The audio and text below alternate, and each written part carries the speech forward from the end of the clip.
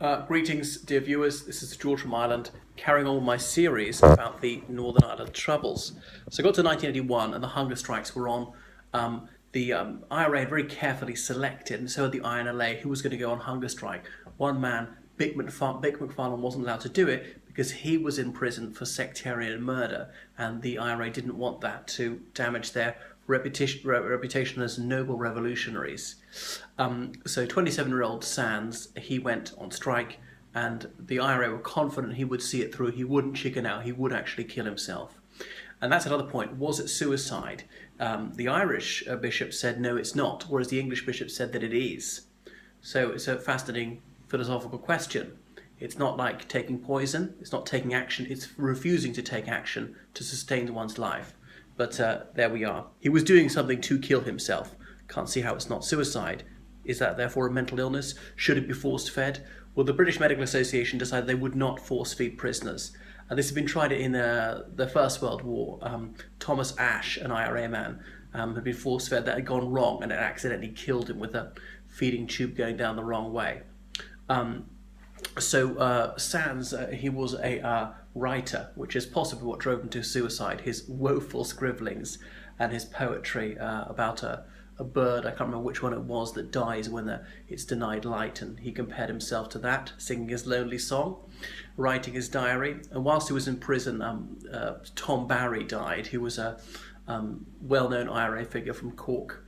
Anyhow, St. Patrick's Day was whilst he was on hunger strike. And the British government was worried about the negative publicity around the world and tried to get the Catholic Church to intercede to persuade him to come off hunger strike, but he wouldn't do it. Whilst Sands was killing himself, Frank Maguire died. He was an independent Republican MP for Fermanagh South Tyrone. He didn't belong to any party. He wanted United Ireland, was against the Crown Forces, but didn't speak up for the IRA, didn't denounce them otherwise, because they would burn down his pub if he did.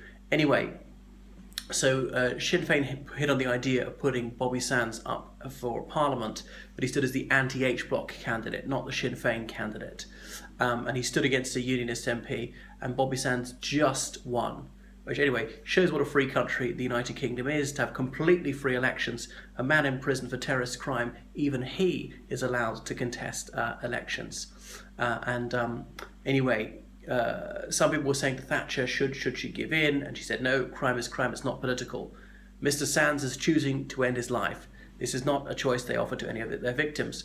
Whilst Sands was in prison, the IRA shot dead a woman who was collecting census information, going from house to house, and which showed that they were very willing to kill civilians deliberately. But Sands got so much more publicity and more sympathy. Anyhow, her name is unknown. So anyway, Sands died in May 1981. There was an enormous funeral for him. 100,000 people were there. There were the undertakers in their black silk toppers, a man playing the Irish bagpipes. So who was looking on? Was it Robert Bradford, one of the Unionist MPs, saying, I'm starting to wonder if there's such a thing as a moderate Catholic. So the hunger strike struck a chord with people who weren't Republicans, who were nationalists, likewise in the Irish Republic. Anyway, 10 people were to die on hunger strike. It went on through the rest of 1981, one by one dying. So the Anti-H Blocks Committee had staggered the hunger strikes. They weren't all going to die at the same time. It takes roughly 10 weeks to die. So they stretched it out, and only people in fairly good health were allowed to do it. And they didn't want anyone who was weak-willed, who might change their mind at the last moment. So people would reach a point when they'd go blind. Even if they came off hunger strike, they would not regain their eyesight. Some families got their people to be put on a drip. Anyway, 7 IRA men killed themselves, 3 INLA men. There's a song about it by O'Glacorn, Read the Roll of Honour. The INLA men were all from Derry. So that was that. Anyway, they called off at the end of 1981 because they weren't getting anywhere. Margaret Thatcher never blinked. She said it was the IRA playing its last card. Their ability to kill people had been reduced significantly, though as we were to see, they were able to extend their campaign for quite a few more years yet. Some of the IRA guys had stood for Dáil Éireann and got up to 10% of the vote in various constituencies. So Garret FitzGerald, he's the Taoiseach of the Republic of Ireland, some of the hunger strikers' families came to see him save our people's lives. He said, fine, get the IRA to call off their campaign of violence, and probably the British government will reach an accommodation. Anyway, so that was that. The hunger strikes came to an end. But it had raised more publicity for the Republican cause, and anti-British feeling had been increased around the world. The Parliament of India, there was a minute's silence. The ruling Congress party refused to participate. British property around the world was vandalised. The next election in the Republic of Ireland, Sinn Féin had got only 2% of the vote, which showed how the great majority of people were rejecting what the IRA was doing. Anyway, two hunger strikers were elected to Dáil Éireann, but most of those who stood for the Dáil lost. So some people in Northern Ireland, Republican sympathisers, were horrified by the hunger strikes, not by these men killing themselves, but by the UK government not giving their enemies what they wanted. So some people joined the IRA on the basis of this.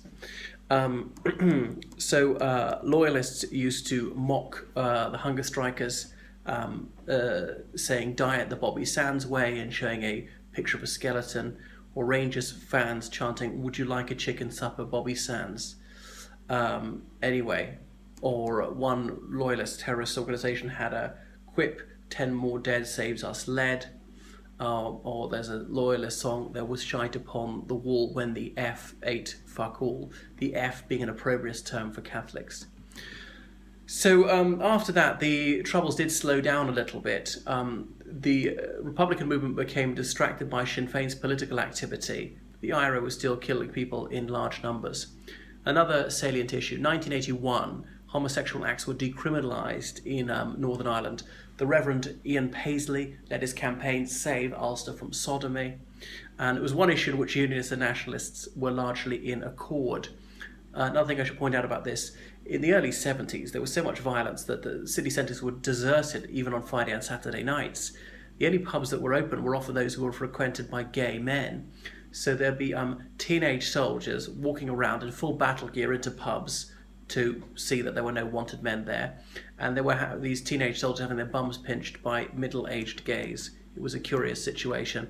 But up until 1981, the RUC would occasionally behave like an ordinary police force anywhere else in the UK and arrest the local gays, because what they're doing was illegal. Of course, it wasn't illegal in England and Wales since '67, and not illegal in Scotland for a few years after that. It was Westminster legislation, this decriminalising homosexual acts, because Northern Ireland had no devolved administration. Another point, in the late 70s, another Northern Ireland Assembly had been elected. It was really just a talking shop, but the UK government was keen to get devolution going again, but only if they could get Unionists to share office with Nationalists. That came to nothing. And indeed, Unionists really wanted devolution. Nationalists did too, because the whole point is they don't want Great Britain to be involved.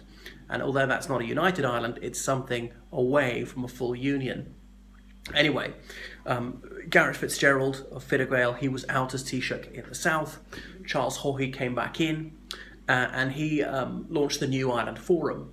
So he wanted people of different points of view to discuss the dispute and look for ways forward. He invited the DUP and UUP to attend. They refused. Surprisingly, even the Alliance Party of Northern Ireland refused to go along. The Alliance Party, they deliberately cross community. They try and alternate their leaders between Catholic and Protestant. They had largely a bourgeois base, and they took a very considered view of things. Because at the top of society, the most educated people tend to be the least prejudiced, and the least educated tend to be the most prejudiced. It stands to reason. A couple of individual unionists did go along, Christopher McGimpsey and a Conservative MP from England, John Biggs Davison. So bishops were there as well. Sinn Féin was not allowed to participate. Anyway, the New Ireland Forum looked at various possible solutions, but it said a unitary state was the best. Northern Ireland join the Republic of Ireland, and it just be a single state without any devolution within that, and asking the British government to act as a persuader to talk Unionists into not being Unionists and joining the Republic of Ireland, see it as unavoidable and indeed desirable. Well, that wasn't going to happen. These various proposals were put to Margaret Thatcher: joint authority, or devolution within a 32-county republic, or a unitary state of 32 counties. And Margaret Thatcher said out, out, out to all the proposals. She was rejecting each one of them flat out. So that was obviously not good news for constitutional nationalism, and a bit of a fillip to the IRA and INLA, because people of a nationalist outlook said, well, if negotiation and politics is not going to make us any progress, there's only one alternative. So the IRA was still setting off bombs in England, and at the Conservative Party conference in 1984 at Brighton, they set off a bomb in the main hotel there, planted by Patrick Magee, and it killed some people. Sir Anthony Berry, an MP, badly injured Sir Norman Tebbett's wife.